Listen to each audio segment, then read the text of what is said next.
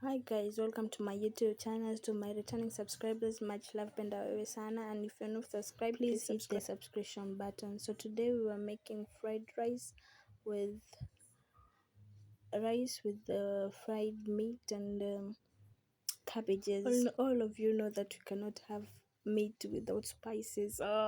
Hiyo kitu itaste vibaya bwana. So I was marinating my meat there with my spices, so you can choose your spices of your choice. Yeah, nyama lazima ikuwe na spices, hatukuli kama tuko bara.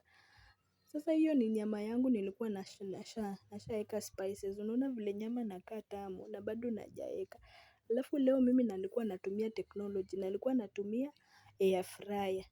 Nyama na air fryer napunguzia sisi kazi, napika tu smooth, nyama natokea tamu sana, nyama nakauka nje, ndani nakuwa soft. Alafu nasisahau to hit the subscription button. Mimi napenda wewe sana.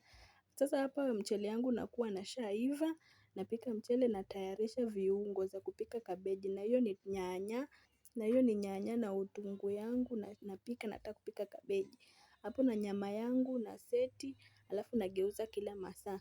Hapo natia salad na utungu. Mimi napendi kama utungu yangu naungua. Sasa nangoja tu na change color kidogo, alafu natia nyanya yangu, nafunika, nyanya yangu naiva na kuwa rojo rojo. Kama vile Waswahili napenda nakuwa rojo rojo.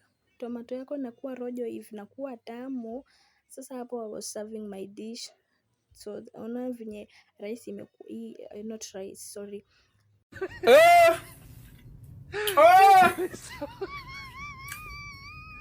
Baba, punguza hichi kipaji.